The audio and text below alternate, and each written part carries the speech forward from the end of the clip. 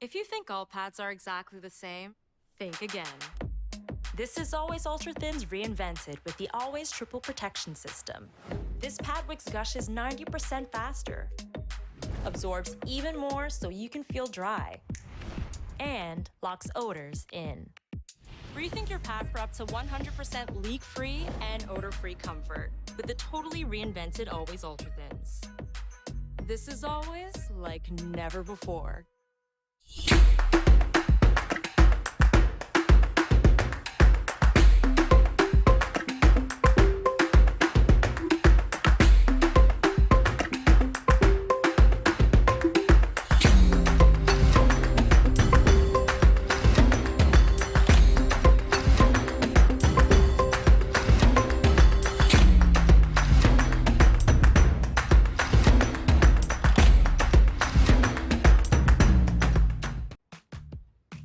Nope. Nope. Come on, him? Ooh, I like him.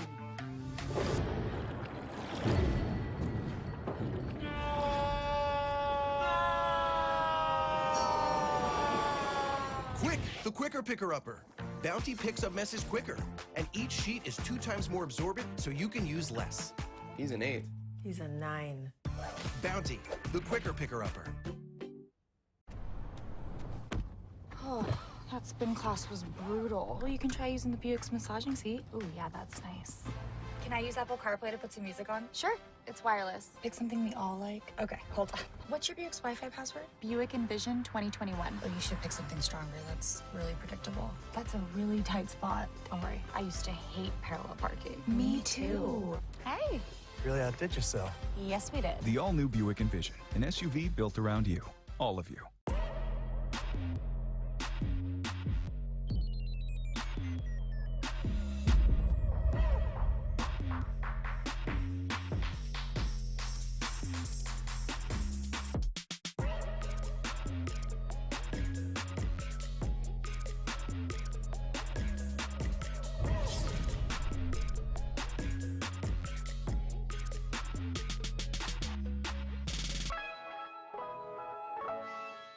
The Cuvée Group is a Florida-based marketing and training consulting firm.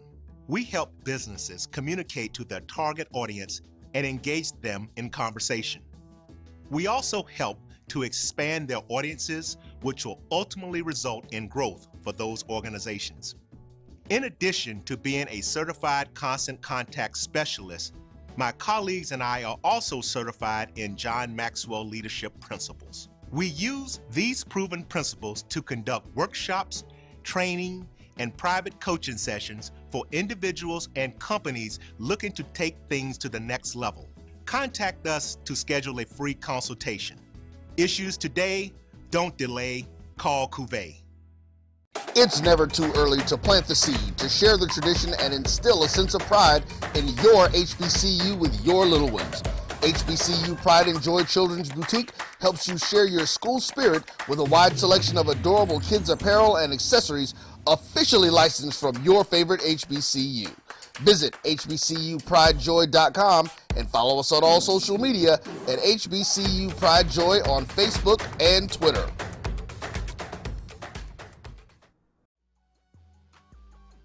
This is the Dean of the College of HBCU Sports, Kenyatta Cavill of Dr. Cavill's Inside the HBCU Sports Lab with Mike Washington and Charles Bishop. Come mix it up in the lab where the course lecture is in session every Tuesday from 6 o'clock p.m. Central Standard Time on Facebook Live, YouTube Spreaker, or the BCSN app, as we discuss all things about the HBCU sports culture, including exploring the week that was in the sporting HBCU diaspora, as well as the upcoming week of HBCU sports. With me, the Dean, the College of HBCU Sports, on Dr. Cavill's Inside the HBCU Sports Lab with Mike Washington and Charles Bishop. Course lecture dismissed.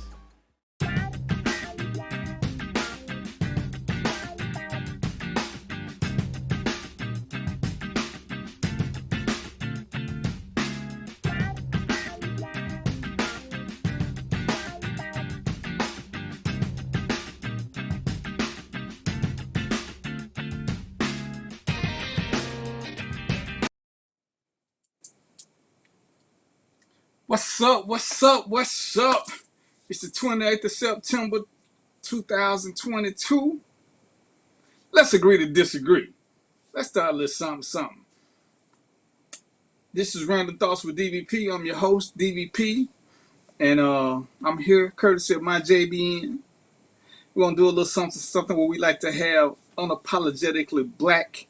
We are unapologetically black, and we like having uncomfortable conversations. So, what's on my mind today? Or in the past few days, actually.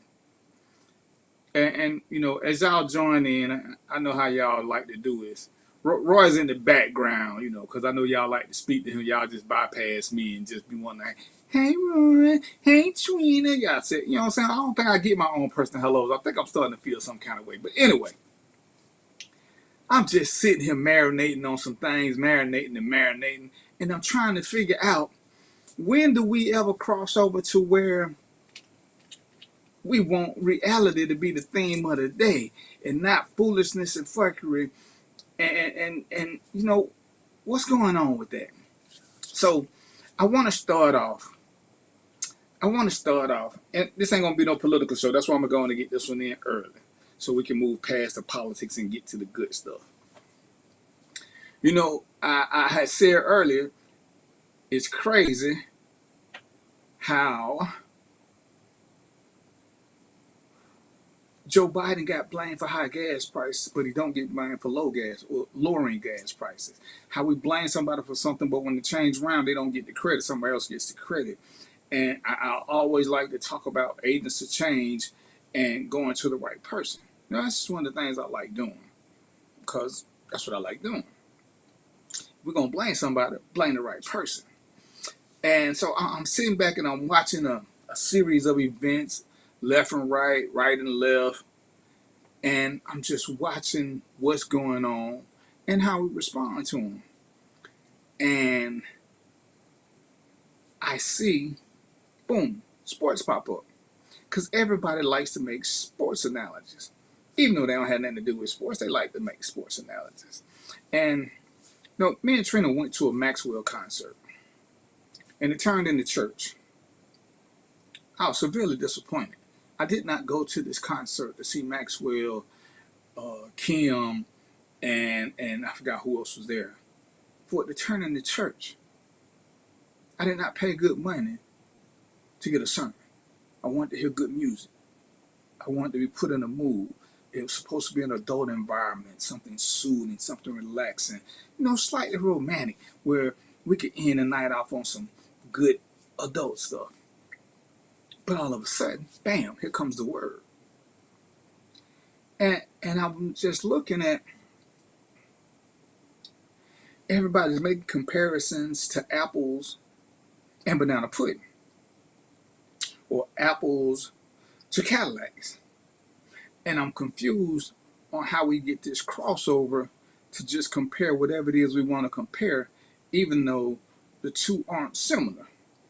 Now, Roy's in the background. He was explaining to me how some things were like. I disagree, but that's what we're here for. The uncomfortable conversations and to have a meaningful dialogue so that we can do what we do. Brett Favre is in the news. Shocker. Shiggity shocker. Because Brett Favre received money from the governor of Mississippi, who, shameless plug, just happens to be GOP, doing some underhanded and shady shit. Brett Favre had already been in the news. For those of us who actually do watch the news and don't keep talking about what mainstream media don't tell us, Brett Favre had been in the news prior to getting this money for a gymnasium to his alma mater in his name, his charitable donation. But Brett Favre had been in the news for also receiving money for giving speeches to homeless and poor people, and he never gave the speeches. Not that I think anybody can give a speech that matters when you're hungry or starving or homeless, but he had already been in the news for that. He had already been in the news because he agreed to pay some of the money back, but because he owed the money back to the feds, they wanted their interest too. He paid the interest, but not the money, but the fees. But, you know, that's a whole nother story for those of us that like to stay enlightened and aware. So, Now he's in the news again because they're telling us what they want us to know. And people are saying, why don't ESPN do a special on this? Well, I'm a sports guy. Roy's a sports guy. Most guys have some sports guy on them. When we go to ESPN, we don't go to ESPN to hear about January 6th. We don't go to ESPN to find out about the hurricane.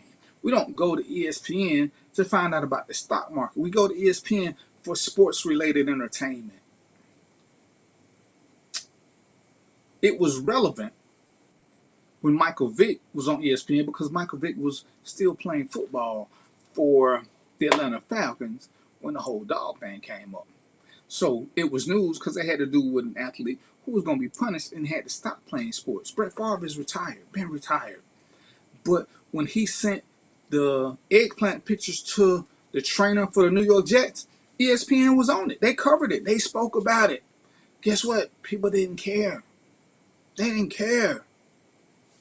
Brett Favre, because he had a aw shucks mentality of, oh, look at him, he loved the game, yada, yada, yada. Brett Favre ain't in my top 10. I think he's a garbage quarterback. He has he has a great arm. Bad judgment. You know, they talk about all the good things, but what they always kind of push under the rug is find out who in the top 5 in interceptions for a career. You can't tell me you're a great quarterback if you keep throwing interceptions. But that's a whole nother story. But we keep saying what they should talk about. Well, the main reason we found out about Brett Favre was because we found out through news outlets. It's their job to give us news. Why would ESPN do that? Did ESPN tell us about Darren Sharper? Did ESPN talk a lot about Alvin Kamara? So I said that to say, you know, just because we feel a certain way, everything that we want to be racist ain't racist. Sometimes it just doesn't fit the narrative of what they're doing. It's like when somebody came on my page and told me what I should be talking about. Well, some shit don't matter to me. Some shit I just don't have an opinion on. So there's no need for me to talk about it. But yeah, D, you know though, one of the things though that I have to I guess correct. I won't say challenge you on because it's not a challenge. They actually have a network called what? ESPN News that talks about things that are involving athletes and former athletes. It's a 24-hour network. The ESPN News. So. And it probably don't get a lot of ratings because. Yeah, it's horrible. Nobody watched it. I'm wondering is it still on, honestly. Because when we go to ESPN, what do we go for? We go to see sports stuff. We go to see highlights and we don't go for news. A lot of people go to. Go ahead. I was gonna say, a lot of people use sports as an escape from the world anyway. Exactly. That's why they were prompted to play after 9/11. That's why they were prompted to play after most tragic events, so that people have an outlet. Again, ESPN sports in and of itself is about entertainment. It ain't about dragging us down. See, if you wanna do it, relate it to something. This was the issue, whether we want to accept it or not. This was the issue with number 7, because they didn't care if he spoke. Just speak after the game. You got time. You got a forum. But during the game, this is what we want to do. We want to concentrate on the game. That's all they ever said. They didn't tell him he couldn't talk. He just never wanted to talk after the game. And again, if you follow sports like I follow sports, when he was at the top of his game, he didn't care about black people or social reform and none of that. He only wanted to talk when he became a sub. Roy follows sports. When you're a second string player, you are meant to be, you're a child. You're meant to be seen and not heard. He wasn't. Richard Sherman played. He was an antagonist. He was very antagonistic to Roger Goodell and the NFL. So was Marshawn Lynch. So were a lot of players. But they were starters. And guess what? They could get away with it. When you are a star player, there are lots of things you can get away with. When you're a backup, as much money as Tim Tebow was bringing in merchandising, him and that planking and him being a backup didn't go over well with people. he was getting too much attention as a backup. They pushed him out the league. Backups are meant to be seen and not heard. But and that's the only comparison that you can give it to. So go to the news for that. We don't never want sports to be. That's like Roy said. That's our getaway. That's our escape. We get caught up in the game for a while. You know, when the games come on this weekend, every game that has to do with Miami or Tampa Bay, we're gonna hear a little something about the weather. But they're not gonna do a whole show about the hurricane because that's not what they're supposed to do. It's news. It's not sports related. It's only sports related, and in fact, it's inconveniencing some of them, and they gotta move, so they're gonna talk about it gratuitously. So as we're doing this, and we always want somebody else to pick up the steam, if you're upset about the Boston Celtics, but not upset about Brett Favre, again, apples, one has nothing to do with the other one. They talked about the Boston Celtic coach because he is the Boston Celtic coach. Guess what season is nearing us? Basketball season is coming up on us. He was an active coach, so therefore it was news. That's what ESPN is supposed to do. Break sports news that was sporting news, but you ain't seen a whole bunch else about it. ESPN is not going to try to interview Neil Long. They don't care. If the coach give a thing, ESPN gonna be there because that's what they do. If the Boston Celtics give something, that's what they're gonna do. It's for it. But they're not gonna do nothing else. But we can look at it from two different perspectives because everybody says this, and I did my own little research because it's BS. One of my friends wanted to challenge me and said most people meet their spouse at work. Well, the research says that's patently false. The research says less than 25% of people meet their spouse at work. Less than 25%. So that ain't nowhere close to most. And this is what I'll say from the research that I found. And I'm going to see what Roy got to say about this as he over there chilling. What we meet at work a lot of times are flings, are escapades. Because most of us know not the shit where we work. Most of us don't meet our spouse at work. Especially, the only time it's truly accepted is if both of y'all start off at the bottom. But as soon as one becomes a supervisor, it's going to automatically be a problem. Roy, I know Roy was married. Where'd you meet your spouse, your former spouse, Roy? Oh, we met at school. See, more people have met their mate at school, online, through a friend, than at work. Oh. But that ain't even the point. Yes, sir. No, I was going to say, most of the time you don't have, like I said, I don't think that happens as much as people think it does. I mean, and it's funny because it's the old terminology that you use, don't shit where you work or, whatever it is. It changes the situation because, like you said, the issue I know, especially for men, becomes if you end up in a position of power over this particular woman, it makes it very difficult for you. And so, you open yourself up for a whole lot of issues, honestly. And this is where, when I was trying to explain people, I understand who has corporate jobs and who doesn't. See, if you understand what sexual harassment says and what it is, and I'm gonna use Trina as the boss.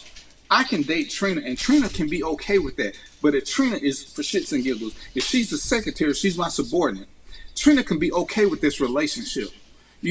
By the section of sexual harassment, who's being harassed? Roy is. If Roy thinks Trina is getting favoritism because she is dating me, that is what sexual harassment is. It does not have to be the person that you are harassing. It can be anybody else in that chain who is not getting favor because they are not doing what the person you're doing with. That's why it's so frowned upon. If you look up a lot of sexual harassment stuff, they talk about somebody else. And just another legal term, just legal, because this is what I do. Legally speaking, you know who cannot give consent to sexual relationships? People who are up under somebody because there is an intimidation factor, real or imagined. It is what it is. That's why they always tell you when you go to workplace or something else, do not deal with subordinates. Because whether, even if it's legitimate, if me and Trina break up, scratch that. If Trina ain't doing a good job, and I fire her for not doing a good job, what's the first thing she gonna talk about? She gonna say, well, he only did that because I ain't doing this. What up, Antoinette? What's up, Robert? Roy gonna swear she only keeping her job because she's sucking up to the boss. So this creates problems in the workplace. This is not a sports issue, and this is where we try to deflect and redirect. And again, we want to make it racial when it happens all the time. We just don't hear about it because most people who are up that high, they learn to do something else. Again, you don't sit where you work.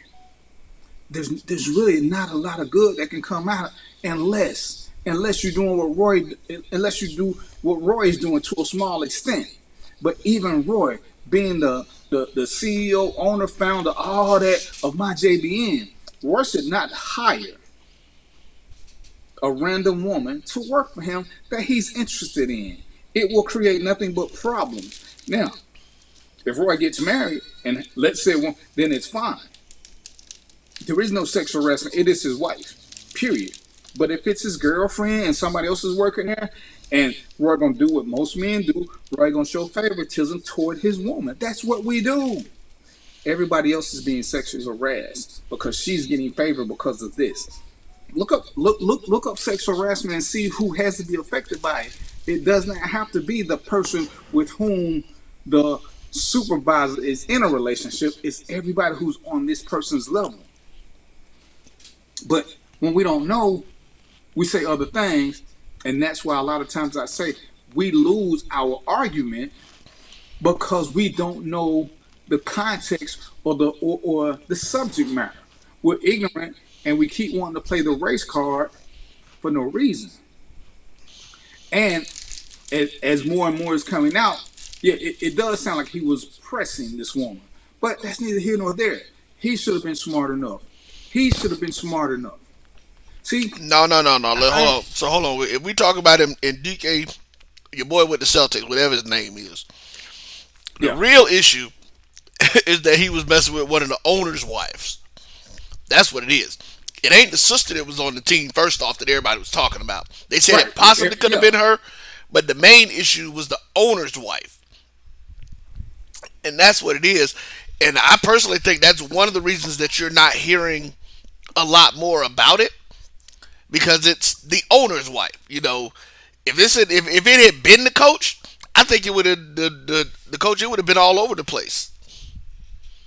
And I think because we ran and started showing her picture, the Celtics can keep quiet, because from what I'm gathering, they tried to make the whole thing be hush hush, because from what I'm hearing, the Celtics were cool with the suspension.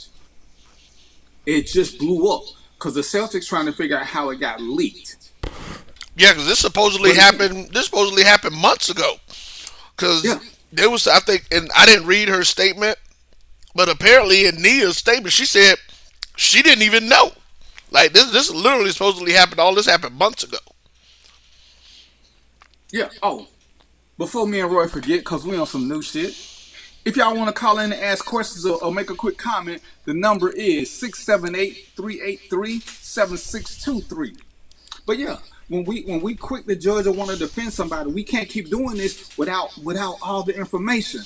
You know, one of the things that me and Roy talked about. Sometimes I won't talk about subjects because I don't have enough information. I don't want to have to keep going back and saying, "Ooh, I was wrong about this."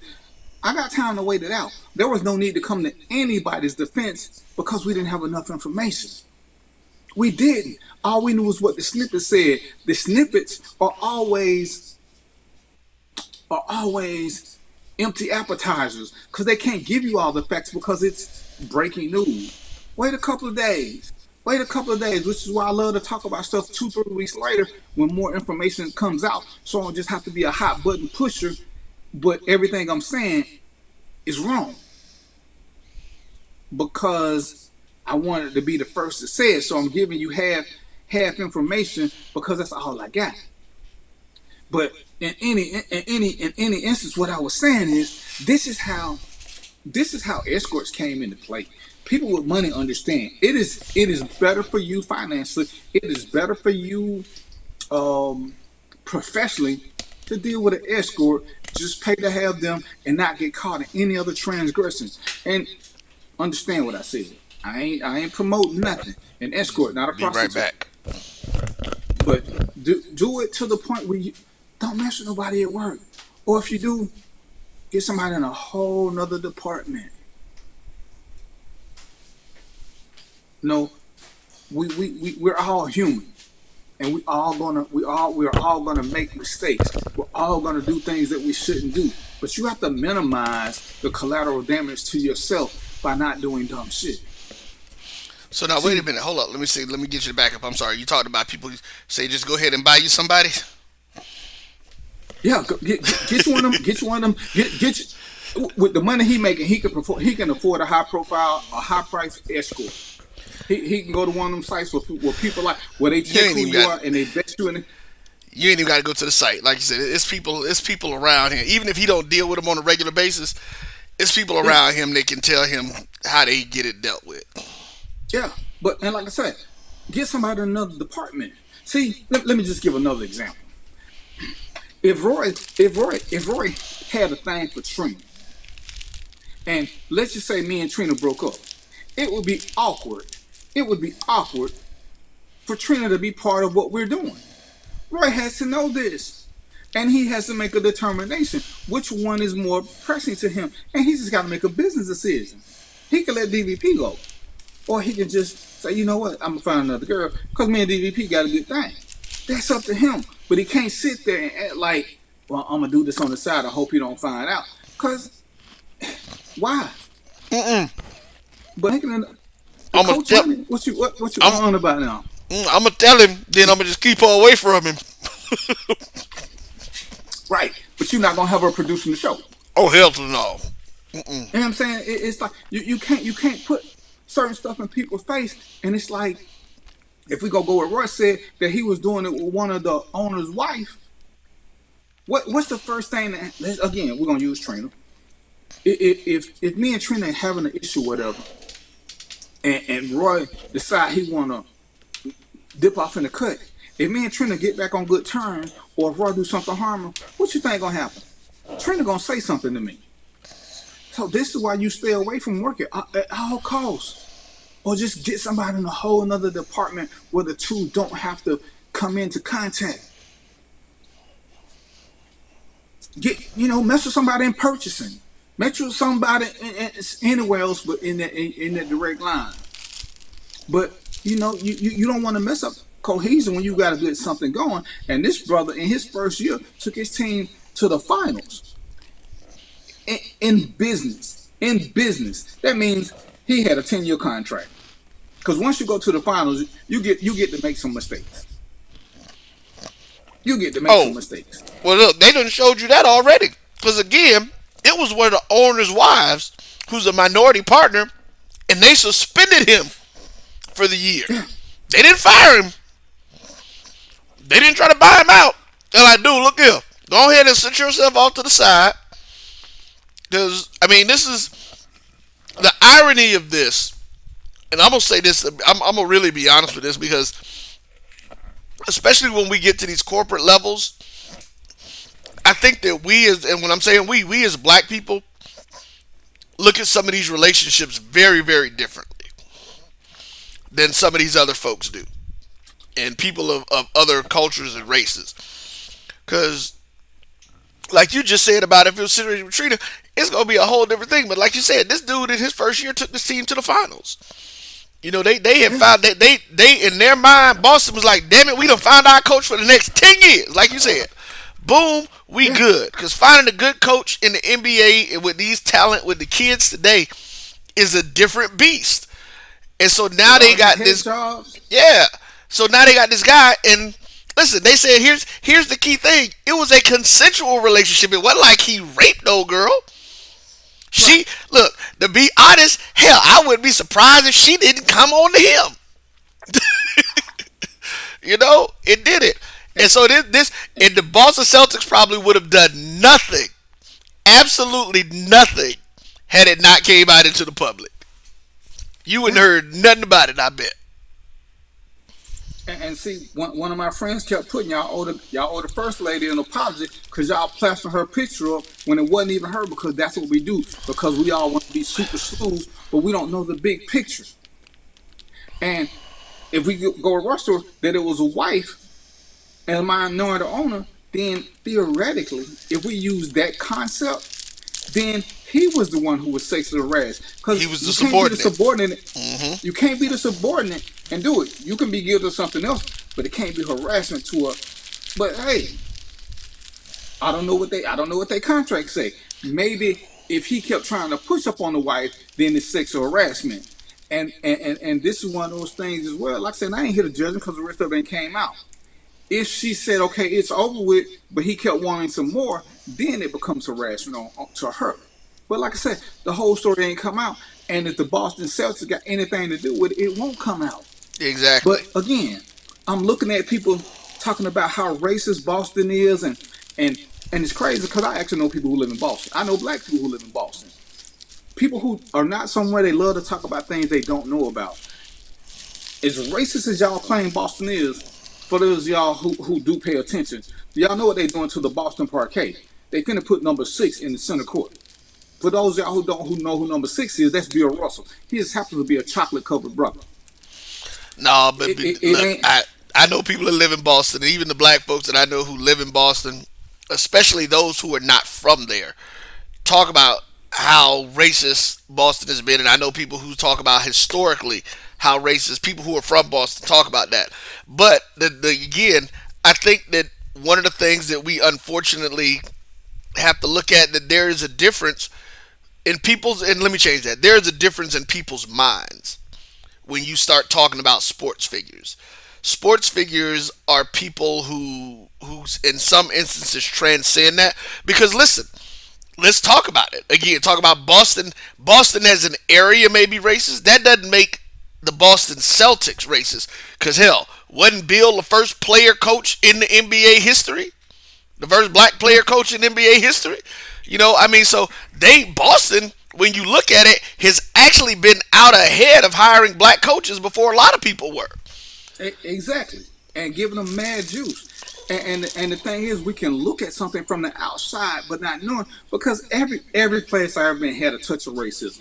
I live out here in the country, and people be like, "Oh man, you stay out there where it's racist." When was the last time you been out here? See, what I grew up with in Atlanta, I always thought Douglas County was racist.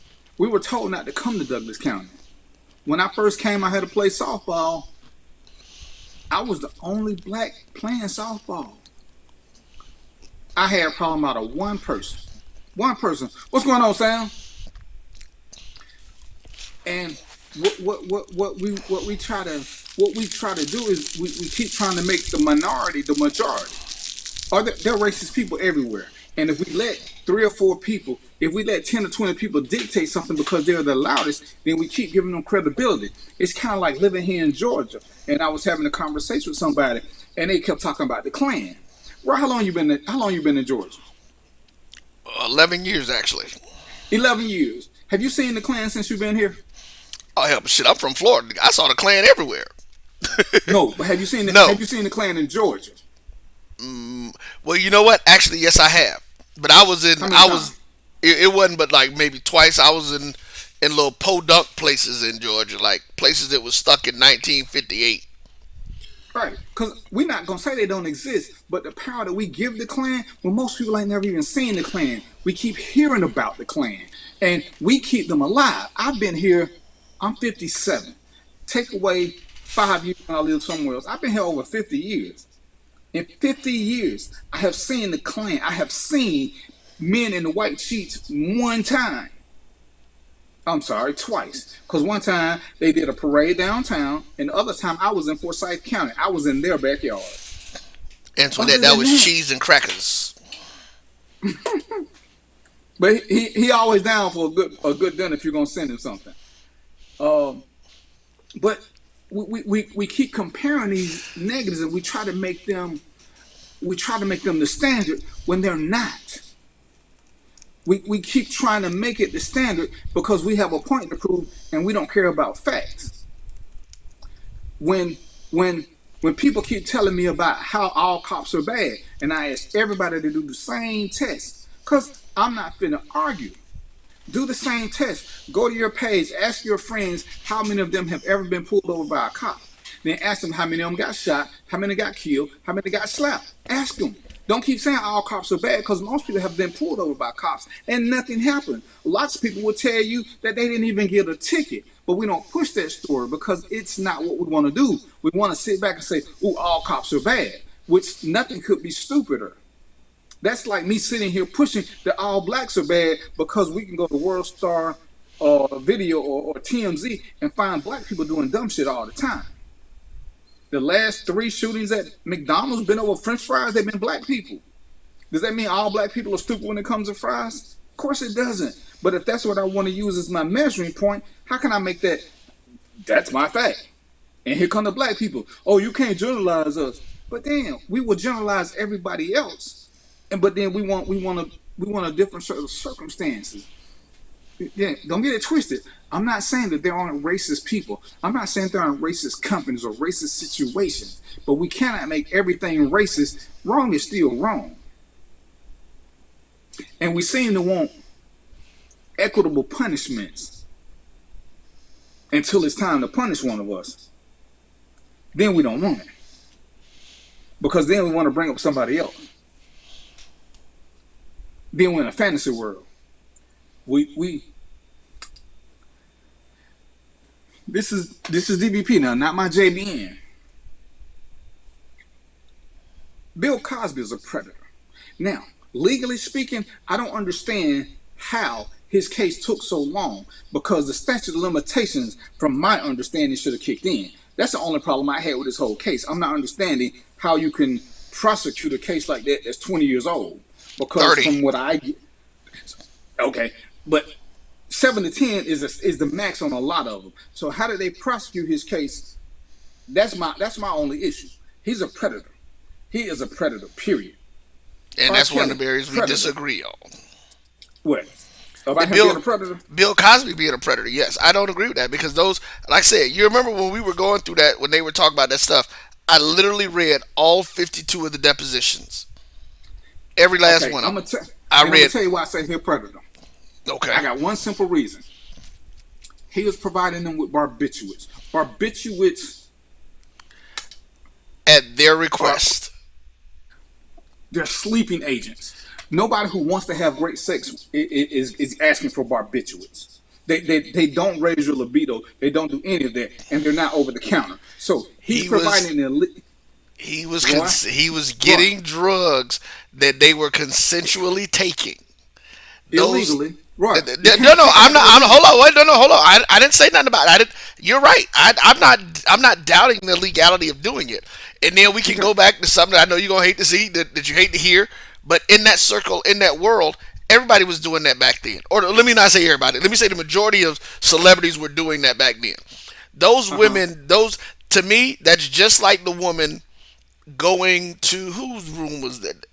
Who was it? Was it Mike Tyson? Yeah, talking about 2:00 in the morning. Did she go into Mike Tyson's room to have a conversation? Like, Mike Tyson don't have a conversation with no damn body. I'm like, stop lying. There are certain times that we have to, as you stated, people got to start taking responsibility for the things that they did. And like I said, after reading those depositions, they're out of the 52, there were literally maybe a total of 6 that might have been something that could have been considered illegal or what he did. And out of that 6, only even 2 of them that I was, as somebody with a limited legal background, would have been like, okay, you know what? These 2 have a case. Everybody else was just filler and fluff. We got somebody calling in. Oh, sucky.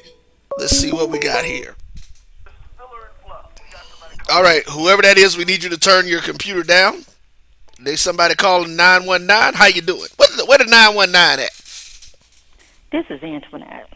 Okay. Hey, Antoinette. I'm with you right now. Uh-oh. Somebody in trouble. I'm finna rip you a new one. Okay. Because you don't have to read a deposition to slip something in somebody's drink. Um, that is not, they're not knowledgeable that they're being given something. But see, Antoinette, that's There were a couple of Antoinette. them. Hold on. There were a couple of them that he actually put it in their hand or in their mouth. Antoinette, hold on. What did I just say? Hold on. What did I just say? I said out of the 52, there were 2 sisters, and I think those are really the only 2 black women that were engaged in the process. One's too many. No, hold on. But you can't. Okay, listen. One may be too many, but you can't convict that man on 52 counts of nothing for 1 count, for one thing that he did. And the person who actually had the viable case weren't the ones even at the front of the case, because people aren't, again, stuff ain't nobody talking about. Ain't nobody talking about the fact that the lawyer had found out that the lawyer had paid the one black chick to lie completely and totally. Okay. So I'm not going to talk to you. D, how many times do you have to commit an offense to be a criminal? D can answer that question for me. How many times do you commit an offense before you become a criminal? And this is what I'm going to say from a legal perspective, Roy, and this is why I stick with this. And this is why, and women who I dated will tell you this. The first time we ever had sex, I would never let them get drunk, because the law says once you are under the influence, you don't have the authority to say yes. That is in stone in every state. I'm only gonna have sex with a drunk girl when we are deep into a relationship. But the first 2 or 3 times, oh no, we're not gonna do no excess drinking. We're not gonna smoke no weed, no nothing. The law says you cannot consent when you are under the influence. That's the law. So once he gave them barbiturates, an illegal substance, whether they asked for it or not, sex was off the table. That is the letter of the law. There's no getting around that part. This is the saying. The country saying, if you're in for a half, you're in for a whole, and that's why he got charged with all those cases. No, he got charged with all those cases because he's a black man. He did not do it. Because he got charged with all them cases because he's a black man in power. That they wanted to show y'all that you niggas can't do nothing. That y'all should stay in your place. That's why he got charged. That's why Bill Cosby charged. He got charged because he was arrogant. His arrogance. That's part of it, and that's part of it. I give you that. Yeah, that's part of it. When you look at some of them depositions where he was saying, "Yeah, I gave him this, I gave him that." See, he should have showed a little touch of remorse. It's no different than when you wrong. Don't stand there and puff your chest out. You ain't gotta sit there and ask for forgiveness, but don't be humble. I got what you're saying, and I'll do it again. So, but see that I get you. But see that's my point though. This was Bill Cosby's situation was more about uppity. Somebody put it, or no, I'm gonna use Clarence Thomas said a high tech lynching of an uppity Negro. That's what Bill Cosby's situation was. And I've said this. That they wouldn't prosecute him if he agreed to the civil lawsuit. If whatever he admitted to in the civil litigation, they said that they would not prosecute him, and that's why he's out now. Because they did the one thing that they said that they weren't going to do, which is prosecute him criminally if he accepted the civil ramifications. Well, because they didn't realize that Bill Cosby still had enough money to pay all them people off. That's what it was, and that's part of the issue. Like I say, Bill Cosby's situation is different. He contributed to it. I will. The one thing I said this through the whole part, because this is usually the problem with prominent black men. We contribute to our own downfall.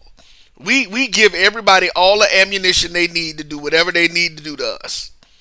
Because that means that we participated, we did things we shouldn't have been doing. We thought, hey, I'd have made this amount of money.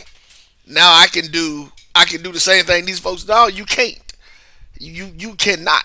Because if that was the case, what R. Kelly did, Clive Barker would have been in jail, or Clive Davis, is it? Yeah, I think it's Clive Davis. Would have been in jail 3-4 times under it and not out. But that's my point. We have to. There are some of these things that do have ramifications that are centered around race. And Bill Cosby was changing the system, and they did not like that, and they showed him certain things. So, but yeah, them 52 cases Them like I said, total it may have been 6 that had it. And like you said, yes, if those were the 6 that were out front that were getting the justice and getting all that stuff, I'm right there with y'all. He need to pay for what he did if he did something wrong to them. But them, like I said, those depositions were not even a part of the primary case. Those were not the people who were standing out in the in front of the cameras doing all the talking. Those were not those women. Let's talk about what really takes the cake. This is what women are mad about. Because keep in mind, all the time they report, women do not report being raped. They don't want to go through the process of reporting. So of those 78 women, is that right? So in the 70s, it's like triple that. It's triple that because the other women didn't report. Yeah, but like only I said, only a small amount of women report. Again, there are several women who have not reported. I don't think he raped all those women. Again, and I don't. You can't jump. It's one thing to jump from 6 to 12, 6 to even 20, but to jump from 6 to 52, no. He did. Okay, I don't believe he raped the women. No, you're not. You're talking to me because you got reporting rapes. Antoinette, reporting rapes. Go ahead and Google Antoinette, it. You don't have Antoinette. I don't need to be educated on that. I understand those statistics. I've worked in this industry as well. I don't work in law enforcement, but I've worked in mental hospitals. I've worked in abuse situations. So I get that. But I'm talking about somebody who is at that level again. Antoinette, let me ask you. How many of the depositions did you read about Bill Cosby's case? None. Okay. Now, and here's what I'm going to tell you. I am not being mean, but like detail people to go and research, I guarantee you, even if you go read half of them, you will have a completely different perspective on what happened with Bill Cosby. See, that's the problem that we had. Hold on. That's the problem that we had as black people who was quick to jump off Bill's boat. Nobody wanted to go actually read the stuff. Why do you think they were able to do a deal that says if you just admit to such and such, we won't prosecute you criminally? Because they knew they had a weak case. They knew that if they went to court or went to trial with that information, that it would not be what they expected it to be.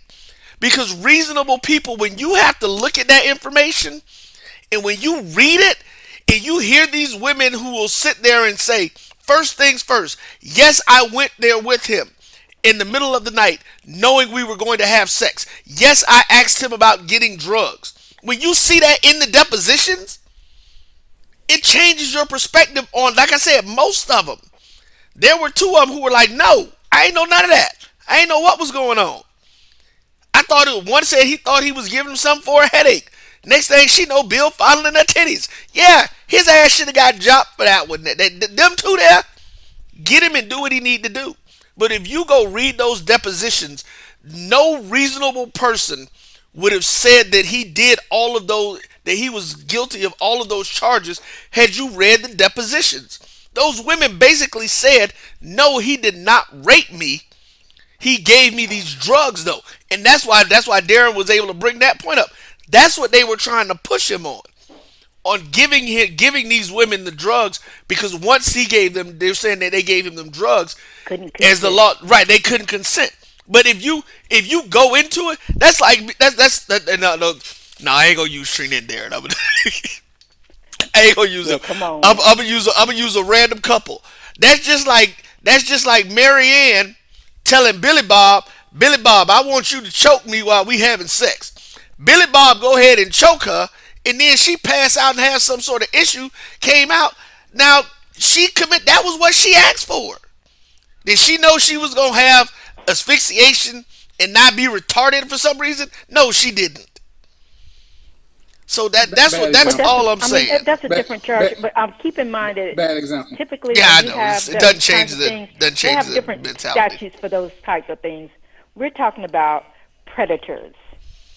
And that's why I said you have to read those depositions. I'm telling you, if y'all read those depositions, you will have a different perspective on that Bill Cosby case if you read those depositions. not if you read his where he said drugs and fame helped him seduce women. See, once he said that, Roy, ain't nothing else they can say that's gonna change what Dude, comes out of his mouth. it wasn't a matter of seducing Roy, women. He was Roy, Bill Roy, Cosby. you right, but he said Roy, Bill Cosby said drugs and fame help me seduce women. Drugs and fame help me seduce. He said, I don't need a. I don't Because need he had to right. say. Because Darren, because Roy, he had access to drugs. What we talk, okay, we are talking so about the Roy, 70s and the 80s, dude. We are talking about the height of the cocaine and all these different pills and stuff era. Celebrities had again, access to that stuff that regular people couldn't get. Correct? Roy. And with everything that was going on in the 70s and 80s, what was the drug of choice? It was not barbiturates, Roy. Barbiturates are sleeping agents. Nobody wants to have sex with a zombie. That is No, that's not true. We didn't. Oh Barbiturates no. ain't no different than roofies. It's to make her That's incapacitate her. Isn't that Roy, like the stuff? Wait, hold on. What are Molly and X? What are those? Those are not stimulants. Mm-hmm. Exactly. That's why. Are they stimulants? They are. No. Okay, so for you to sit here and say, hell, it's people making. Roofies ain't. Ecstasy is. Roofies ain't. Roofies is a date rape drug. Ecstasy ain't a date rape drug. Okay, but again, it's a matter not necessarily a bit, but it's not a stimulant, correct? What ecstasy is a hallucinogenic. Okay, So it's gonna put you in a different place. It's gonna put you in a different place, but again, it's not a stimulant for sex, as you put it. You got people making songs about that. It's plenty of people that do that. The difference between now and the 70s is access. Anybody can get hold of that stuff now. Back in the 70s, you had to have money or power to be able to get to those kind of drugs. You couldn't just be. I couldn't roll up as the mailman talk about I'm going to get me some barbiturates. That ain't how that works. If I said my guns and fame help me seduce women, then clearly the fact that both of them go together means I'm using coercion. Why do I need a gun to seduce women? Why does he need drugs to seduce women? Fame should get him there alone, Roy. He ain't a random dude. He was a man of means. So if they didn't want to sleep with him just to get ahead because drugs. They liked he was. That era, and those people in those circles, those celebrities, those women who wanted to be in those circles, everybody talks about how drugged out that era was. Those were women. They were. These were not. We're gonna let all except six, and we're gonna cut it off. We're gonna let 100 Hold people up. define No, see that's why not everybody, but I think a lot of the people who were in those circles were. And here's the deal. Here's the difference. This is what I'll say, and I guess we'll just have to disagree to agree on this. Like I said, out of that 52, it was 2 of them that said that they didn't ask for the drugs. Out of the 52, only 2 of them didn't say that they didn't ask for them. That's the only issue that I'm having. So that means that the other 50 did that. Depositions, Roy. Okay, so I actually watched the series, and I'm wondering if you have watched the series to hear their testimony, for them to tell you exactly what happened. Because in certain cases, I remember when the women woke up in the midst of the act, he actually shunned them and discarded them like trash, like you caught me in my stuff, so I got to get rid of you, and I don't want to see you anymore. See, your career you know what? over, whatever you want, you can forget about it because you woke up in the middle of my episode. Antoinette. So here's the issue with that. Again, talking to somebody that this is where some of my previous training in college will come into play when we're talking about people giving testimony. Again, guess what a deposition is? A deposition is your legal statement about what happened. When you get on the stand, as long as you don't contradict it, you can paint the picture any way you want to. So let's say this. Again, out of this 52, it wasn't but 2 of them that didn't ask for the drugs, right? So maybe Bill Cosby does have a fetish of sleeping with women who sleep, who are incoherent. Hold on, no, sweetheart, that's not poor. Because again, if you ask for something, even regardless, we know it's against the law for him to give it to you. But if you take it, that's culpability in that situation. You know what the hell barbiturates do. You know barbiturates put you to sleep. So if you wake up in the middle of it and he doing it, if that's his fetish, okay, he got a little freaky ass fetish, and they to me they knew that. The only ones I give credit for that who didn't are the two that said no. I did not want drugs with him. I didn't ask him for any drugs. He either put it in a drink or I think the other one he told it was an aspirin or something for a headache that she had. Those were the only two. You have forced my hand. You have forced my hand. I'm gonna drop the science on you. Okay, you ready? Okay. I was dating this Marine guy in Maryland, and we were dating. We had seen each other, and we were, involved. And he took me to. We went to a hotel room, and I was thinking we were just gonna hang out and do what we do, and just be together. But at some time during that evening, I lost consciousness and I slept for a very long time. Now, I'm going to be honest enough to tell you, I don't know what happened to me from the time that I lost consciousness to the time that I woke up. He said that he did a recording. He said that he gave me that whatever he gave me to knock me out so that I would not resist him recording me. So somewhere on the dark web, you'll probably see me naked with this fool. But the point of the matter is, he could have sold me to anybody coming up through there. I could have been doing it all night with anybody. And I'm sorry that happened to you.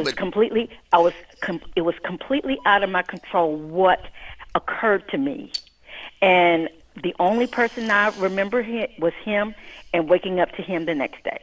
But the point is, I have no idea what he did to me. Exactly. I had not consented. I had not given any authority, and I trusted this guy. I liked him. We were dating. Antoinette, he was a piece of crap. And Antoinette, you just made my point. And once you're out, there's no control. There's no authority, Antoinette, and you're just flapping in the wind. Antoinette, you just made my point, though. You didn't consent. That's the point that I'm making. I didn't know he was giving me anything. I didn't know he was giving me. Antoinette, he hold on, probably sweetie. Slipped it in my drink. I had no idea. Sweetie, listen to me. I'm not a drug user. Listen to me. I never experimented with drugs. Antoinette, listen to me, and I'm agreeing with you. Like I said, I'm sorry that happened, but that's not Bill Cosby's situation, except for those 2 times. Yes, it is. No, those 2, Antoinette. Every one of those women in their depositions, except the other 2, stated that they asked for the drugs. That's my point. That's the only point I made. I said the 2 times, if they would have just said, you know what, Bill, we coming after your ass for these 2 times, I would have been fine, well, and good. I would have been like, yes, he's a damn predator. Go get his ass, cut him off at the knees, do whatever the hell you need to do. But 52 with that again, I go back to reporting. There are a number of women who did not report because they didn't think they had anything to report. But we don't know, and some of them came out and said, well, this is all I remember, and then I woke up naked. So I just put up my clothes and I went home. I didn't think anything of it. Because they knew they were going I thought that was laying down with my friend, and the next thing I know, I was up. Hold on, not like you. The next day. Hold on, not like you, because I don't want to even put you in this Bill Cosby situation. Them women went there knowing they was going to have sex and use drugs with Bill Cosby. That's the difference. I don't think so. Antoinette, read their depositions. Here's something that you have to realize. Now, I'm gonna say this, and we're gonna move on there, Antoinette. We gotta actually go ahead and switch off the line and let somebody else get on. But you have to understand this. Even in giving testimony, if it's not brought up, if on direct examination, if on direct examination, the attorney does not ask the client about this, it is very difficult, if not almost impossible, for the prosecutor to then come back and say, or the defense attorney to come back and say, did you or did you not ask for the drugs? And so that's the point. In their depositions, they admitted to asking for doing the drugs. They did, like I said, out of the 52, all except 2 of them admitted to that. So that's the only thing I'm saying. Your situation is different. I'm not saying, because at this point, if you got, when all this was going on, I'm pretty sure I'm gonna give the majority of the people came out. because they had people coming out of the I don't think woodworks. so. I don't think They so. had people coming Ask out a of the woman. Ask a woman. woodworks. Ask a woman, and she'll tell you. Ask a woman, and she'll tell you that women do not report because it's humiliating, and they don't want to go through that process. They want to forget about it and move on. I hear you. But I think that's a scratch. I think it's just scratching the surface. If it's 78, it's probably 312 women total. He had it like that, and he used it. Yeah, see, I don't, and I that's just part of stuff I don't agree with, because just like they said, there are a lot of women who probably slept with him just because he was Bill Cosby, knew the kind of stuff that he liked. But thank you for calling in, ma'am. We appreciate you. So, and I'm gonna stick to what I said because Roy actually proved the point. Roy, so if some woman come to my house and say, "Will I kill her?" and she'll give me some. Once a crime is involved, everything else is null and void. Everything else, the crime takes precedence. He is a predator. Period. Just because somebody asks you for something and you provide what they're asking for, we've had people who were sick. Remember the doctor of death? They wanted to die. They asked him to help.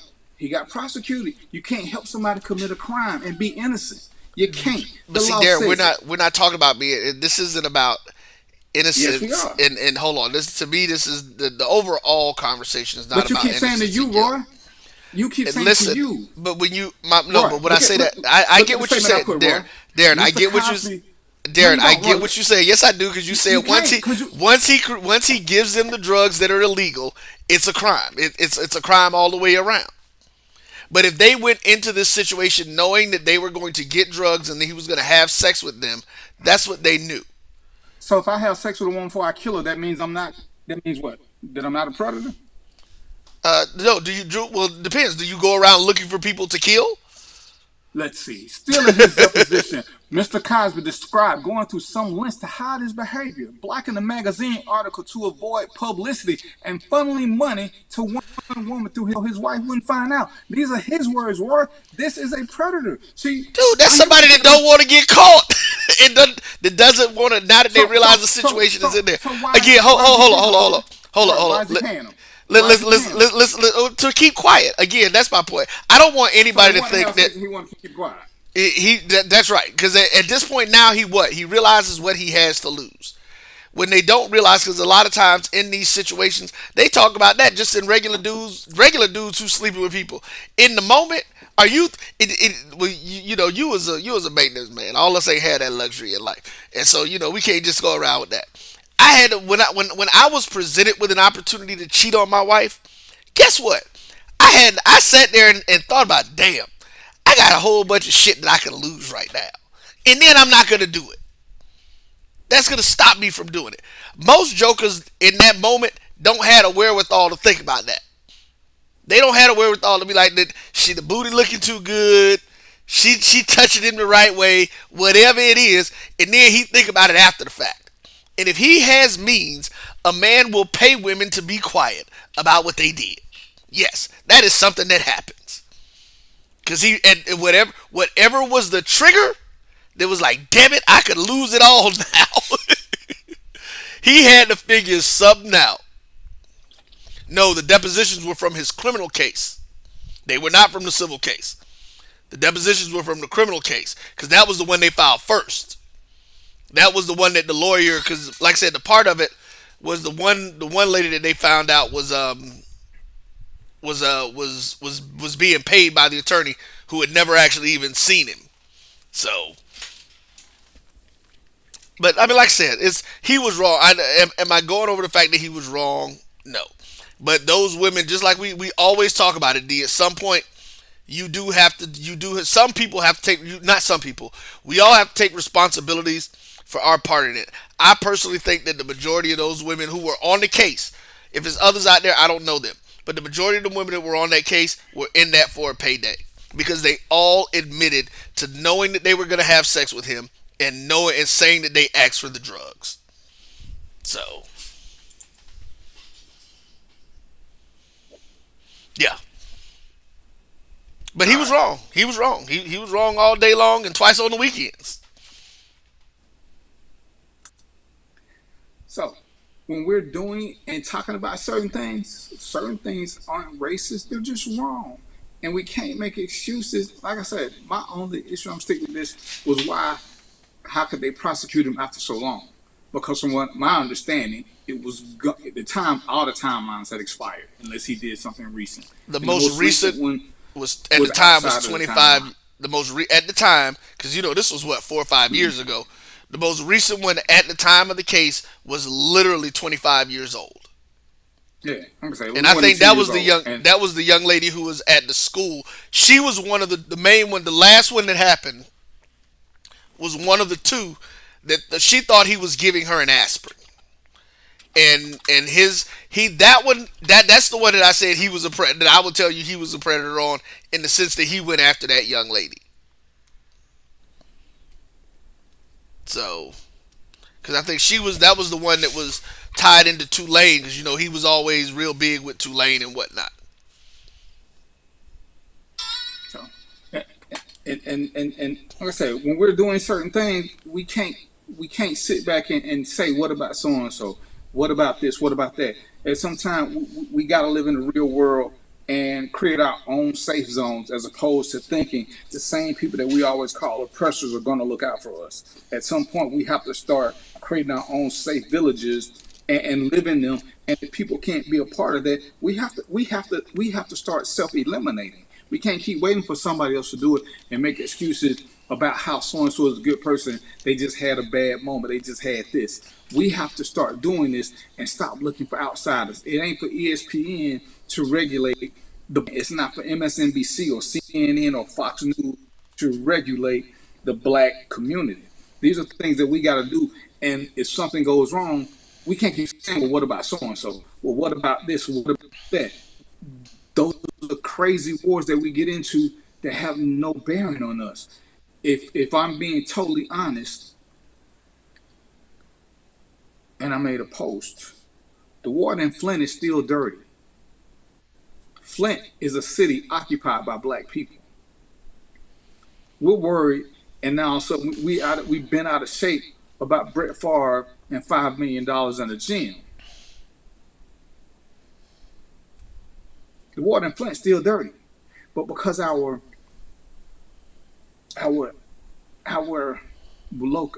attention span is so short, we forget all about that.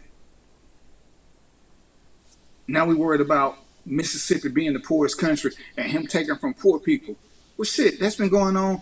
The water in Flint been dirty, contaminated, cancer causing since Obama. I'm about to say that's a 10-year situation. That's more than 10. Shit, Obama was right 15 years ago now, 14 years ago. That's been going on since then, but nobody talks about it. This is where we do a grave injustice by trying to compare things. We hate mainstream media, but we all get news from where? Because some of the stuff y'all getting from mainstream media. Because clearly y'all don't read a lot of different articles. One of the things I saw the other day that I thought was hilarious, a week ago maybe, two American prisoners were caught in Russia, got sent back. They got caught in Russia, sent back. Nobody said a word. Wait, got caught in Russia doing what? During the war. They were fighters. The WNBA season ended. A lot of the players who played in Russia said they weren't going because of what was going on. And it made me wonder, sarcastically, wonder what they're gonna do about their cost, what they're gonna do about their living standard now.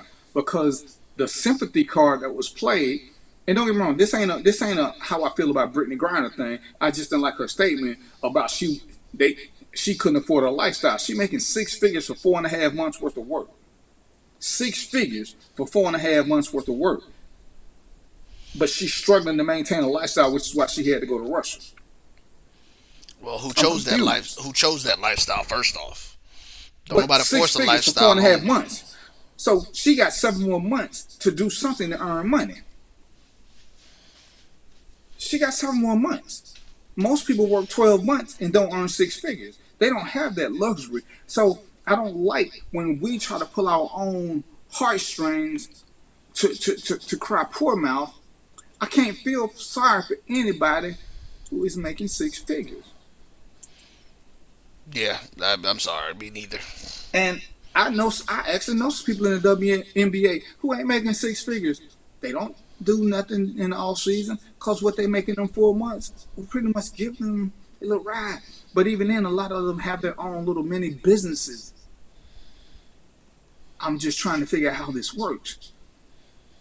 What is the standard when we start holding each other accountable as opposed to just putting up with bullshit excuses on why they have to do things and they want us to support them? I do have a huge problem with us supporting millionaires and helping them make more millions as they plead, I ain't making enough money.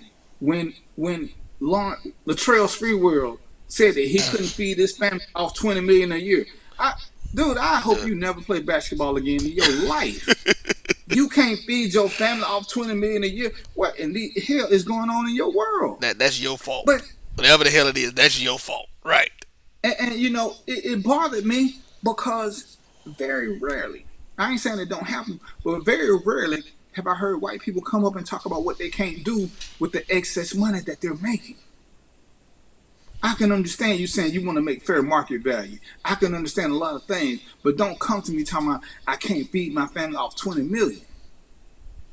When I'm not a Nick Cannon fan, trust and believe I'm not. But if I'm being honest, and it's what I try to do, and if we're looking at society as a whole and what we're producing nowadays, would I rather my daughter have a baby by somebody who's going to be absentee and pay 40 grand a month, or would I rather it be by some dude that broke her heart that's paying 300 a month? Let's see, 340,000, 304, same broken heart, same single parent. It's a no effing brainer. But we will criticize him, and I criticize him for a totally different reason. Because the one something I cannot dispute is that he is making them financially secure. Yeah, because after a year and a half, hell, really, after 2 years, them kids shouldn't have no issues at all in life if they mama doing right. And just doing quick math, with 40 grand a month, she ain't got to do a lot because she can hire a nanny, she can hire a bunch of things, so she can still go on, and she ain't spending that much money, and the rest can be saved, and she can still live in a nice place. So, and people are hating it. My issue at the time with Nick, up until now, is Nick never messed with women of color. He was creating generational wealth for everybody but his own people. That was my issue. But guess what? It's his money. But again, we're the ones supporting him. We're the ones who, this is where, he don't love them. Hey, I can't knock that. A lot of baby daddies don't love the baby mama. So I can't use that as a comparison. He ain't there for them. Can't knock that. A lot of baby daddies ain't there for their own children. But he is there financially. And from what they're saying is he FaceTimes them, he talks to them a lot, he plans things during the summer. I get that. But as Mo said, sometimes you need the present, not the present. You need them to be there, not their money. See, there in my mind, there will be some kind of mental trauma that occurs when these kids go to school and they find out who the daddy is, because we are an evil society. When I find out, when little Billy find out that, oh, you Nick Cannon's son, so your mom is a little hoe. She had you for money. See, now the little child got to go through that, because that's what kids do. Because somebody gonna find out. Because they telling everybody name. There's a trauma that's associated with that. Kanye's kids, when they go to school, they'll be like, oh yeah, your daddy was the crazy one. But his mama wasn't a hoe. Well, not with Kanye anyway. But with Nick, he's creating mental patience, if you ask me. Because of the way he's doing it, because of how he's broadcasting, the way it's being talked about. But who knows, maybe by the time these kids 10 years old, nobody won't even be talking about this. They should be financially secure. Nick has the money. His family is rich. He's getting what do you call it? What's the money you get when they play your old shows? Residuals. He's getting his residuals, and he already had money. Royalties slash Royalties, residuals. royalties and residuals. So I'm watching certain people criticize him for having all these babies, which I do think is a problem. Don't know what the problem is because I ain't a mental health specialist. I do think that there's an issue that he wants to have all these kids. I think he's suffering from a broken heart with Mariah. So this is what he's doing in response to this. But that's just my opinion. I cannot say with any degree of accuracy what is going on with him.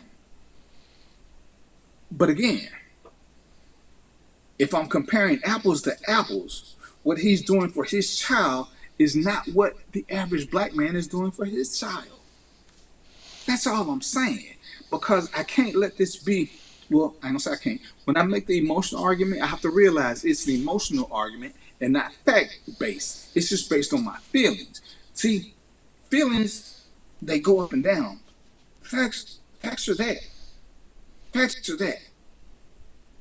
Roy don't want his daughter to have a baby. Can I argue with the $40,000 a month financial security that is being set up in the future for his grandchild and his daughter?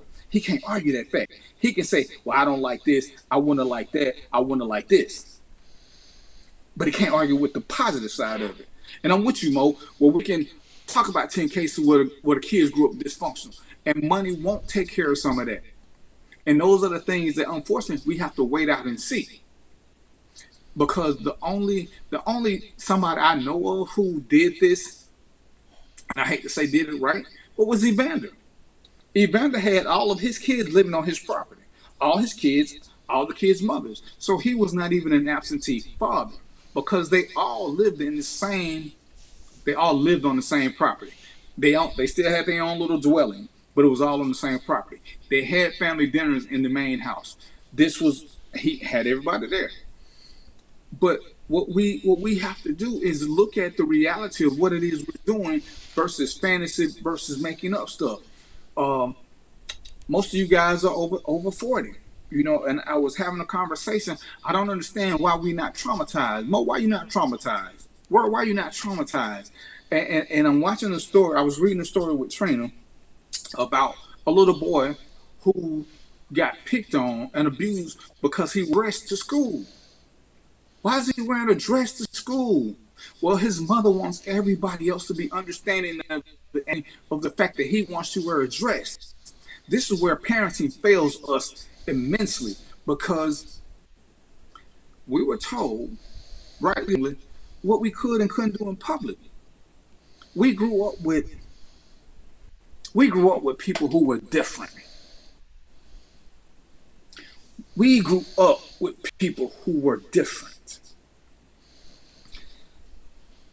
They got harassed. The little gay boy got harassed. He didn't commit suicide. The little gay girl who was a little too manly got harassed. She didn't commit suicide. We were fat. We did not commit suicide. We were skinny. We did not commit suicide. We were more built for the real world, whereas these parents of the 21st century are not preparing their kids for the real world. They're preparing them for some science fiction shit where everybody is accepted, and I don't think that will ever be the case because you want us to accept an alternate reality to make you feel better. So why in the would I have my daughter believing, my 8-year-old daughter believing that this man is a girl so that this man girl feels better? So damn how I feel. This is the narrative that we're pushing in the 21st century. I don't have a problem with anybody being who they are. To thine own self be true. Do not make me lie to make you feel better because now I got a lot of myself. And then we yell, the truth shall set you free. Oh, truth this, truth that. If a boy wants to wear a dress, that is his prerogative. If a 7-year-old boy wants to wear a dress, a responsible parent will let him wear that dress in the house, on the property, and explain to him the dangers and the ridicule that he will have to go through wearing that dress publicly. For her to try to change the public perception and want everybody to call her son a girl to make him feel better means they have to accept the lie and they have to live that lie for one person. When do we start living a lie for one single person? How is that becoming the new norm? I am not a fan at all, zero, of boys and girls playing the same sport at the same time unless it is a co-ed sport. They can play volleyball together, 3 boys, 3 girls. They can play softball together, 5 boys, 5 girls. They can play certain sports together where they are equally distributed. Girls, boys have no business swimming with girls. Girls have no business swimming with boys unless it is a co-ed swim meet. There is an unfair advantage that nothing can change. But to make somebody feel better, the little woman who just set all the records, but when this woman was racing as a man, they couldn't make the team. So they took their genetic predisposition over to the female side. And my biggest issue with this whole thing, my biggest issue, because I had to do the research, is even though he identifies as a woman, he ain't had it. So how much is he identifying as a woman? Antoinette, how many women walk around with a penis? So how is he identifying as a woman if he wants to keep his penis? But this is the world that we're in now, where I'm supposed to be sensitive to what he feels and address him as a woman, even though he has a penis. Make that make sense to me. On the advanced side, my son has a disorder. He participates in the school Special Olympics because of his mental disorder. We could have Olympic events, high school events, NCAA events for transgenders where they can compete amongst themselves. What happened to the transgender who tried boxing? Remember how badly that went? They're not going to play football. As much as women want to clamor about sports, there is no woman, not one superstar in the WNBA who can make a dent in the NBA game. They've tried this over and over again. I guarantee you that a third string team of NBAers will beat a first string team of WNBAers. Period. Brittany Griner could not come in and be a backup forward for the Lakers or the Celtics or the Bobcats. All that height, she still does not have the girth and weight of a man. She will get pushed around and moved out of the way. Lisa Leslie could not make it in the NBA. Won't happen. Excuse me. Bless you. So we have to quit acting like all things are equal because people want them to do things, and then we sit back and we practice a lie, and we have to acquiesce and deny a truth to make other people feel better. We grew up like this. If we're going to carry some kind of generational standard, let's deal with handling the truth and accepting that truth. Most of the time, those exceptions are for the adults. The child is not asking for the option to do X, Y, and Z. Right? But why are the parents asking? Why are the parents asking me and my daughter to accept an alternate reality that is not true, just to appease somebody's mental statehood? As parents, it is our job to appease our kids. It's our job to make them feel better, to make them whole, to make them feel empowered, and tell them, how great they are. Mo, it's not my job to boost your kid up. Now, if we in the village, I'm gonna do that. But and I'm using Mo because me and Mo cool. But Mo can't sit back and have a son and tell me his son wants to be called Lisa and addressed as her and think that I gotta be okay with that. Cause now we got all these titles that nobody can do, and it's insane because it makes no sense. It makes zero sense because all we're doing is creating a reality where nobody can survive, where nobody can thrive. I it got the best of me the other day, and I'm confused because I'm 57. In my world, I think I can't remember if you're older than me, Mo, whatever. But when did king, father, uncle, son, brother not mean man? When did queen, mother, aunt, daughter, or sister did not mean woman? We cannot change these things.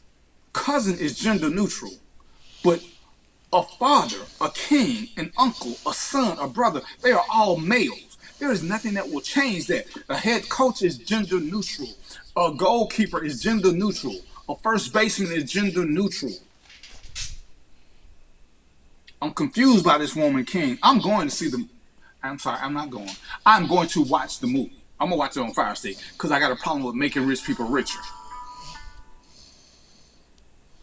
So that's not going to happen.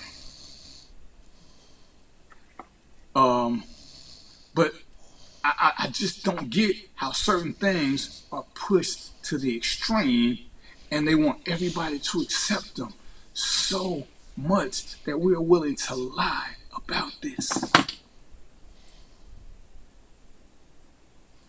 I'm not understanding why a parent will refuse to teach their kid how to survive in the real world, that we have to acquiesce to make them feel better. So to make your child feel better, I gotta dumb my child down. I'm confused. Why? What is the purpose? What's the purpose? How do we win in this confusion? How do we win?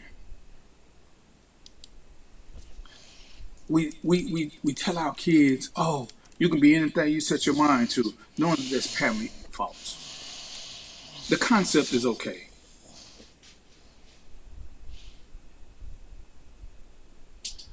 I'm confused.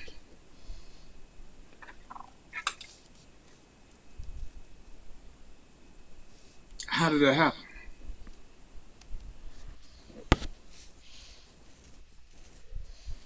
Make it make sense. Some things ain't gonna make no sense, man. Not in today's world.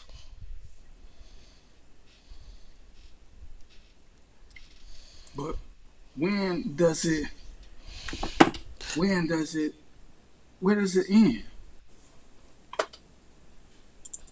How do we make it so that everybody can get what they want?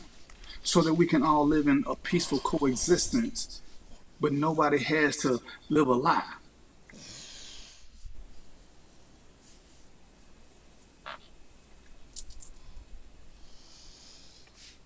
I don't understand this, but it goes to the concept that we want to be personally satisfied regardless as to how the masses feel. And we can't keep letting 10 people run the masses. We can't keep letting 15 people run the masses. No, I like to watch the news. And you know, I made a post, some of CNN anchors suck because I used to like CNN. Just like Fox. I watch Fox News, so sometimes you need a variety. But what I don't like about the anchors is that they start making some things personal. I like MSNBC. When they report the news, I don't need to know how you feel about everything. I watch the news to catch the news, not to get your emotional take. See, on here sometimes I give you my emotional take, but I try to give you factual data behind what it is, even if there are things that I don't personally agree with. I have to acknowledge facts behind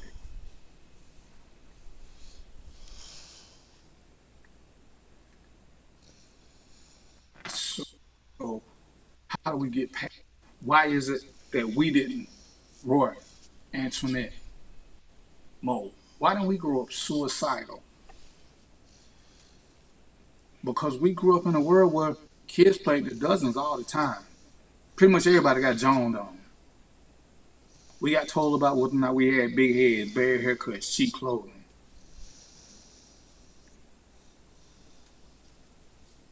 Roy, you feel traumatized? Mo, you feel traumatized? Or did we just accept it as part of what was up and we learned to adjust? We learned to not show our worst sides in public. We learned that our opinion didn't matter to everybody. It matters to who's important to us. Other than that, we got to go along to get along. But we didn't live a lie. When we get to certain events, whether it's justice or politics, we have a voice. We have a say-so. What Brett Favre did was wrong. What the governor did was wronger. The governor was voted for. Brett Favre, what? The governor smuggled that. The governor helped sneak that money out. But nobody's calling his name. But then we love to say our vote don't count for nothing. So if you believe that, then what's your complaint? What's your complaint? Your vote don't count. So let the governors do what they do, but call his name. When I say every time there's a judicial scandal and a cop gets away with misbehavior, a politician gets away with misbehavior, nobody calls the judge's name. We'll call the person's name, but we don't call the judge who's elected. We don't call the DA who prosecuted or chose not to prosecute. We don't like holding people accountable who need to be held accountable. Is that a subconscious thing that we do so that we don't have to be held accountable or responsible for our own actions? If I don't call nobody out, nobody will call me out. I'm just wondering, why is it that we do that? www, Antoinette. And as we speak about the village, as we speak about a responsibility, as we speak about uncomfortable conversations, do we accept that in life there's going to be some uncomfortable moments? Nobody gets paid what they think they're worth. Nobody gets all the breaks that they think they're going to get. Roy, did you ever hear that life was fair? Not at all. Did anybody tell you that life was fair? Who was the first person that told you that life ain't fair? Do you remember? No. It's probably mom or grandma or somebody like that. But they let us know that we ain't gonna always, everything that we think we feel is due to us, we ain't gonna get it. Everything that we think we worked hard for that somebody else gets sometimes or get the credit for, we ain't gonna get it. But it don't make us homicidal, it don't make us suicidal. For most of us, it don't even make us quit. Why are we building this new generation of quitters? That where we gotta lie to them because life is gonna be fair. That everybody has to change their ways for you. It baffles me. And I look at why we do certain things, but it's because nobody wants to be honest with the kids. The parents don't want to be. So they grow up living in a perpetual lie, and then we expect them to hit the real world, and they don't know how to respond. Roy tells a story about his daughter working alone one night. She didn't say, "Oh, I'm not going to work if I got to be there by myself." Or when she saw she was by herself, she didn't say, "Oh, I'm going home because I'm not going to be here by myself." Why is that? I don't know, because that's what I told her to do. But was it fair that she had to work by herself? Of course it wasn't. That wasn't what she signed up for. But at some point, she realized she got bills to pay or she got things she want to buy. So she did a quick mathematical equation in her head that Roy didn't like, but she figured it was easy to go make this money so she could do whatever. Roy didn't like, so Roy went and sat in the parking lot. But it's what we do all the time. We make adjustments. We do quick mathematical equations. If I don't do this, well, can I do this? And if the answer is no, most time we just push forward. Man, because many times we've said, man, I don't feel like working today, but that light bill finna be due. Or, ladies, I want a new pair of shoes. Whatever it is, we go ahead and do it, cause and effect. Because if you don't go, you won't get the effect. That's life. That's how it is. I'm not a fan of college, but there are certain jobs that if you want, you need to go to college. Not all, but certain ones. So if you're going to go to college, pick a job that you need a college degree in. You need a college degree. So why spend that money, get in debt to be a plumber? Go to a tech school. If you want to be the chief police, eventually you're going to have to go to college. There are things that make sense. There are things that don't. We veer more toward the thing sense and put as opposed to believe that somebody's going to transform their life just for you when you are, in fact, we don't like to say this word, but in the bigger picture, most of us are nobodies. People ain't going to just make things happen for us. Candy Burris just brought out the theater, I want to say at Greenbrier, where she's going to be showing The Woman King. First come, first serve. She's showing it free. She put in the black community. I got to applaud her for that. I ain't seen a whole lot of press on that. But that's Is an that awesome theater thing. still open? But, I saw something, so I'm guessing it is, or maybe she gonna open it just for that. But you know, she first come, first serve. She gonna open it up and she gonna show it all day long. I think that's a great thing. Like I said, I'm gonna watch the movie. I just don't get the title. And like I said, we talked about that last week, but I don't have to get the title. Nobody asked me what I thought about it. They didn't take a poll. Yeah, that's I like seeing good movies. Yeah, I'm going to see it too, and that's a garbage ass title. Yeah, I think it's part of a larger plan to do some stuff. I talked about this on JT and them show, and I said to me a more appropriate title would have been The Warrior Queen or The Queen Warrior. You know, to like you said, it's a king. You look up the definition, it's a man. Why does she have to be legitimized um, with a male pseudonym to justify her being in charge? Yeah, So, I mean, we never heard about an Amazon king, exactly. and you know, and on some respects, I do think there's a hidden agenda, but we buy into it because there are things that we will willfully ignore. There are other things that we fight way too hard about. I'm right now, like I said, the gender issue is just bothering me. But there are lots of things. And a lot of them deal with accountability and responsibility because we don't want to be accountable, but we want to hold other people accountable. Well, it's your fault that my son feels this way. You know, you got to do this. No, that's your job as a parent. It's your job as a parent. You know, there was a guy who wanted to work. There was a guy who wanted to work for us. He wants to be referred to as Miss something. Listen. No. What you do in your personal life is all well and good. This is a professional environment. If you want to be referred to as Miss, present yourself as Miss. But I'm not just going to call you Miss because that's what you like. Did you see the teacher who won a settlement because they were forcing her to use the preferred pronoun of kids, and she said she wasn't going to do it? She was going to call them by what was on their thing because now they're asking kids, what do you prefer to be addressed as? Who got time to remember all that? Sam says the title was manufactured by Hollywood execs. They did that to sell tickets. But does the title make us go see a movie, Sam? I can't say a title has ever sold me. I mean, even when we look at the Disney one, The Little Mermaid.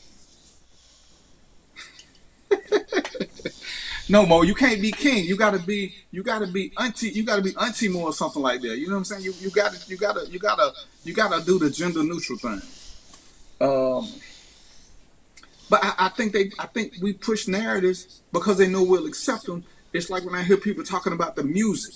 All the music does this, all the music does that. Well, who's forcing you to listen to this music? If you stop listening to it, then maybe they'll stop playing it. Or if you start requesting other things. But in this day of iPods and Pandora and all these other streaming music apps and MyJB and all these other stations, when do we have to listen to something we don't want to listen to?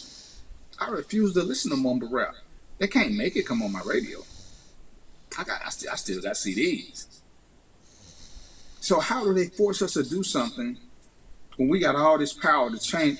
It don't take much to change a radio station. It don't take much to make a CD. It don't take much to buy a CD. How do they control what we listen to, see, or do? Me and Roy talked about it before. Some shows that come on that went too far over the top.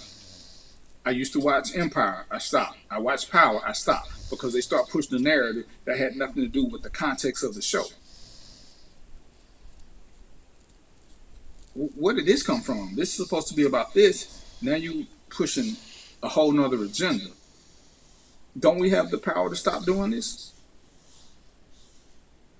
Don't we have the power to change what we're being forced to watch? When do we give that up? Unless you stay in a super rural town where they only got one station and you ain't got no CD or something, then you just got a home. So I'm just, why do we do this? King Mo, what's your answer? What's your answer? But inclusion into what though, Antoinette? What are we being included into? It's almost more of an exclusion. And I realize they say that the older people, they're phasing us out because we stuck in our olden ways, and some things they need to be phased out. Some things we needed to become updated on. Some things we needed to raise the bar on. But some things work really well. Some things work really well. I don't remember growing up, and Roy and Mo, y'all can help me this. Antoinette, you can help me this. I don't remember growing up where we ever let boys jump on girls. I don't remember that. And we had bullies in our day, but when was it okay to jump on girls? I know Roy from Florida. Was it okay in Florida, Roy? No, sir. But it seems like now it's okay for boys to jump on girls or men to jump on women. I don't ever remember seeing that like I see it nowadays. So some progression is to our detriment. Some progression, the mindset ain't really working. So when we're doing this and we're living in this fantasy world, if it ain't to make us better, why are we doing it? How? What are we doing to make each other better? How are these things making us better? It's the village. What are we putting into the village while we're taking out? Or is it we're just all taking out? Everybody wants something. Everybody wants something. But nobody wants to put in anything back into it. Mo has a group where we're trying to get boys to be better and let them know it's okay to ask for help. It's okay to say you don't understand. Hell, it's okay to cry. Just know why certain things are going on. Know that this is more acceptable now, because I'm sure most of us were taught not to cry. And we weren't given a reason. Most of us were told by our parents, when they said do something, we asked why. It was because they said so. We didn't get an explanation. I get the uplifting and changing that narrative. Let's tell kids why we want them to do something within reason. Let's tell them this. Let's say do it because I said so. Let's not just beat kids and claim we love them and think that we're not sending a different message. I get those advancements. Those work for the betterment of us. It's better if Roy knows that it's okay to hug his son, to kiss his son on the forehead, to let him know it's okay to need me. It's okay to come to me and cry when your heart is broken. Those things we need. But it's not okay for me to tell my son, anybody who don't accept you wearing a dress out in public is wrong. But for some stuff, Antoinette, the kids should get an explanation. Like I said, within reason. Because they don't want to, you know, hey, we know when they got attitude. Yeah, some things you're going to do just because I say it. Just because I say do. You know, one of the latest complaints was, you know, she wants her child to be happy. Well, kids will be happy not eating vegetables. Kids will be happy not going to school. Kids will be happy not going to sleep when we tell them to. So when does their level of happiness not matter as much? When does it? I'm sure Roy would be happy if he didn't have to pay bills. Hell, most of us would be happy if we didn't get to pay bills. But is that option ever available to us? Well, it is an option not to pay them. But there's a consequence. But when we love to have no consequences, if we decided we don't want to do something anymore, damn, I don't want to stop at that stoplight. That would make me happy to not have to stop. That's not an option. So why are we making so many things optional as we're progressing? What's up, D? Right, the old saying, do as I say, not as I do, is long gone. We have to be willing to listen to our kids and also admit that we can be wrong sometimes. Right, and you know, and not only admit that we're wrong, figure out how to not be wrong. See, with admittance, that's a great first step. The next step is, how do we overcome this and not do the same things? How do we overcome this and become better people? How do we overcome this and be better for each other while we're uplifting? D got a show that come on at 8 o'clock, right? You come on right after mine. What's the name of your show again, D? Why is it that we can't post and support our friends? Why is it that we can't shop and support our friends, but it's okay to shop and promote and make millionaires richer? That's the inclusion part that I'm confused about. You can say something? My bad, excuse me. Okay, yeah. So D got a show called Tea Time with Sam and DJ that's coming on at 8 o'clock. Check her out. Her and her little buddy, sometimes they be bringing a little heat. They be bringing some heat. I'm gonna have to get them on the show one day. We're gonna see what kind of trouble we can stir up. But it's okay to promote other people. It's okay. It's okay to push other people. Like I say, even if you can't financially support them, why not? It's not Marley. Why not? What's the other support, Roy? It's not finance support. When you make a post about something, what kind of support? Moral support. Yeah, moral support. It's still moral support. Why not give them moral support? It's okay. But we'll support buying Kanye shoes. But you won't support your friend who's starting a business that got a fairly decent product. You won't even make a post about it, even if it's something that you can't buy. You know, I got a friend who sells women's shoes. Well, let's just say, I'm saying, I'm not buying women's shoes. So why I can't support, why I can't, you know, post, oh yeah, so-and-so selling this, so-and-so selling that. So is being inclusive so important that we don't want to admit that we did something wrong and work toward correcting that behavior? Is a correction too hard for us to admit? Is that too hard of a slap in the face? Is that why we don't like to say that we're wrong?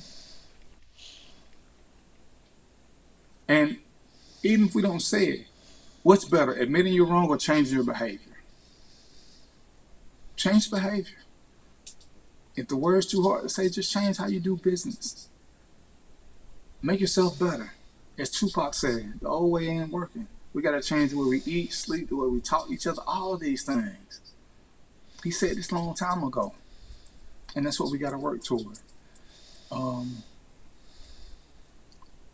got any questions for me? We need to get out of here kind of early.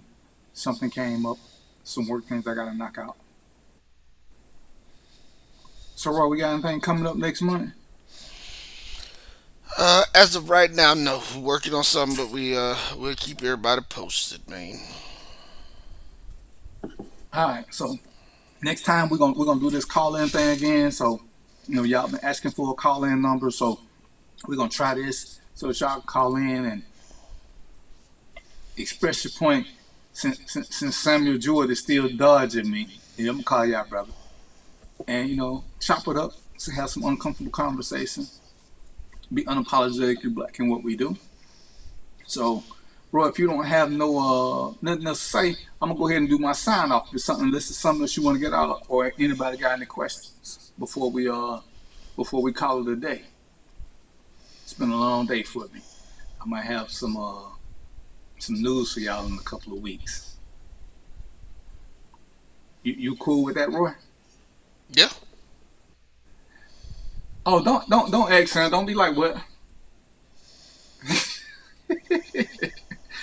Mo, you going to hell for that one. You going to hell.